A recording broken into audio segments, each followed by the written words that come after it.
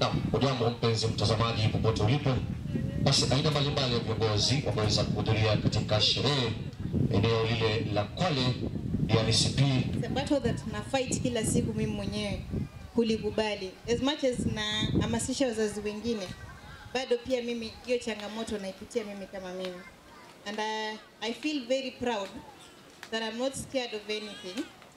Kuwa niko hapa na wazazi wengine na kuweza kumtambulisha mtoto wangu kuwa anaishi na uwezo maalum kama mnavyomuona, na ni ili kuatia moyo wazazi wenzangu kuwa sifanye mimi kama Barky, nafanya kama mzazi mwenzenu.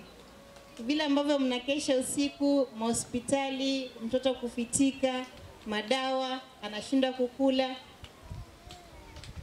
bado nawaelewa kwa sababu ni safari ambayo mimi mwenyewe naipitia, na ni yeye ndio sababu kuu ambayo imenifanya mpaka leo hii tumefikia hapa. Labda kwa kifupi tu kuwapatia historia yangu. Na alipozaliwa sikujua kama ako na shida, sikuelezewa na madaktari, nilijua baadaye. Na when it was 11 months nikaambiwa when it was 3 months nilikuwa diagnosed na cerebral palsy, lakini alipokuwa miezi 11 tulikuwa tunaenda therapy. Ndio nikaweza kukutana na hao wenzangu. Nilikuwa nauliza what happened to your child? Naona mzazi anaanza kulia. Nikamwambia kwa nini tusikuwe tunakutana kila weekend? Tuwe tunapitia story tu. So tukaanza na wazazi 6. Tukakuwa tunapika kahawa nyumbani, alafu tunanunua njugu na donuts, tunakula tukitia story hivyo. Then we decided to buy new clothes for our kids during Christmas Eve, na tupike pilau. Tukaweza kuwatoa nje kwa mara ya kwanza kule Congo River, na watu walikuwa wanatuangalia sana. It's like sijui mmebeba nini. It was not a nice thing. So nikaona niendelee kutafuta support zaidi. Ndio nikakutana na Madam Zileha, the former women rep. Akaniambia mimi siwezi kusupport kwa peke yako, ni mpaka mtengeneze kikundi. That's how on 16 January 2020 DRCP Caregivers was born. Na she gave us the first support yeye ndiye alitupatia, ambayo ilikuwa ni wheelchairs na diapers. And can you imagine all the caregivers, hakuna mwenye alikubali kuchukua wheelchairs. Alikuwa anasema mimi mtoto wangu si mlemavu, nilikaa na hizo wheelchairs nilikaa nazo for so long. Hakuna mtu alikuwa anataka. The stigma that society inatupatia kuhusu watoto wetu. Kwa hivyo tukagawanya diapers, tukaendelea hivyo. Then corona came, it was a blessing for us, kwa sababu watu waliweza kujitambua, watu wakajitokeza, wazazi wengi, alafu mashirika sasa wakaanza kutusupport na kuweza kutambua zaidi.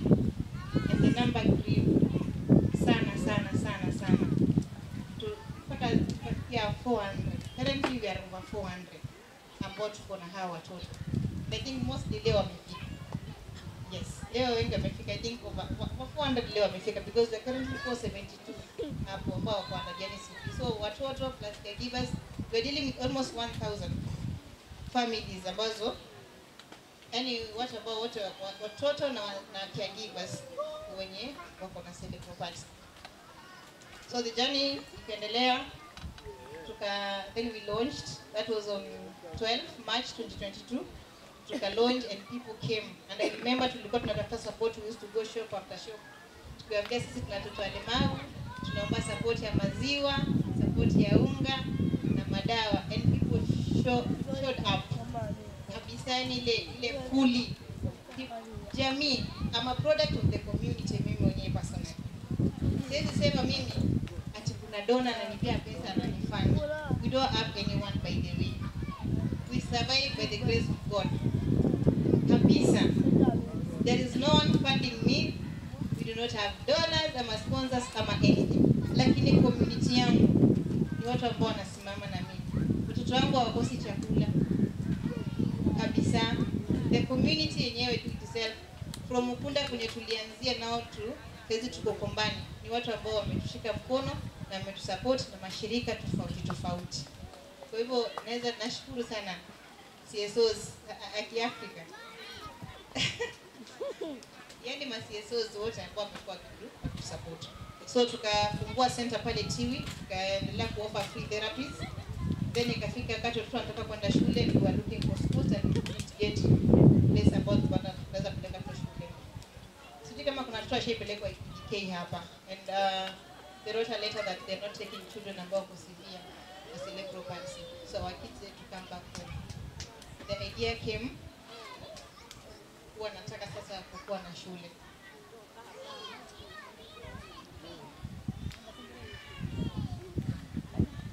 Then we did fundraising, watu wakatu support kidogo. Then I met a very good friend of mine, anaitwa Bilha. Na yeye kusupportiana, kuongea, tukaweza kufika mahali ambapo tumefikia. Kwa hivyo mimi nataka tu niwaambie wazazi, mimi niko mahali niko kwa sababu ya mtoto wangu. Kuna mtu amesema lazima niganganyere, mganga sasa amesema niko Masudi Nyere, nimemwambia kama Masudi, lakini mganga Nyere amesema kuna watu wanaishi vizuri kwa sababu ya watoto wao.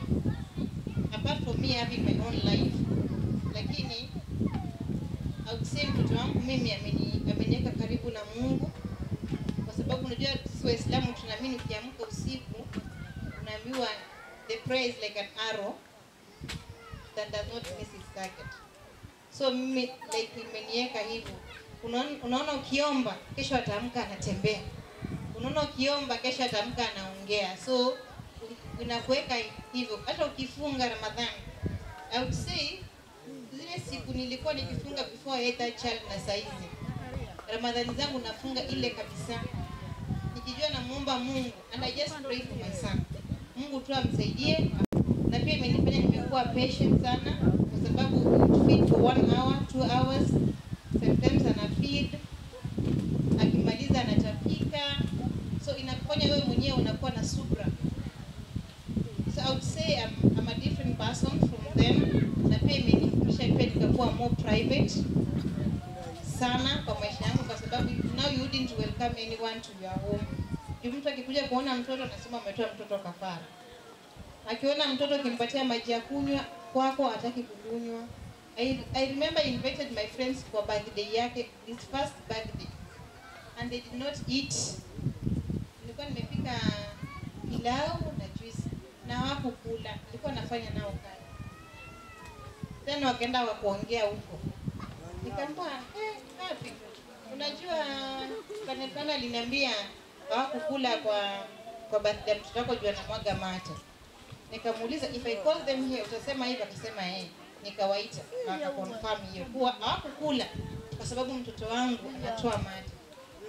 And since then I do not invite people in my house. I don't. Kwa sababu hii ni battle that I'm trying to fight. Sababu leo ni encourage na niregesha nyuma. Kwa hivyo ni safari ambayo imenifunza mengi, imenifunza watu ambao wana support kwa uhakika, na imenifunza kuwa hao wazazi wenye hao watoto ndio marafiki zangu. I lost my father this year, and believe me, hao wazazi hao walikuwa wanachanga pesa, even 20 bob na kabeti tumechanga hivi, tunakuambia people you do not expect. Alikuwa anakuja simu, baba anaendelea aje hospitali. Lakini yeye hao wazazi walikuwa, hata wengine walikuwa mjui babangu, lakini walijua nimefiliwa, and they came to support me kabisa. Yani like umetoa support coins nyingi, unasema tumechanga tumekuletea. So wazazi, by the way, I've never had the opportunity to tell you thank you. So asanteni sana kwa kusimama na mimi wakati huo, na nimzidi tu kumwombea babangu. Hata mimi nitaka tu niwapongeze kwa kazi nzuri mnayofanya. Niwapongeze kwa kuwapenda watoto wenu na kuweza kujitokeza na wao. Hapa mimi na watoto wangu hapa.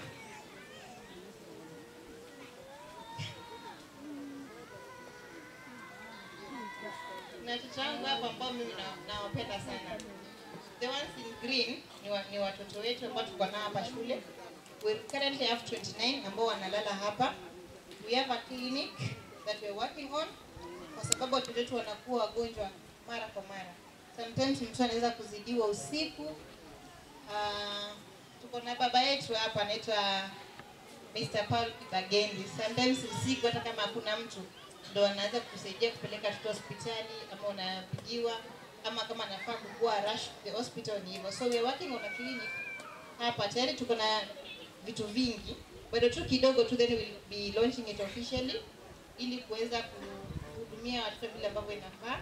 We have full time therapy hapa, na pia kuna wale ambao wanaweza kusoma na kuna wale ambao hawawezi kusoma kabisa.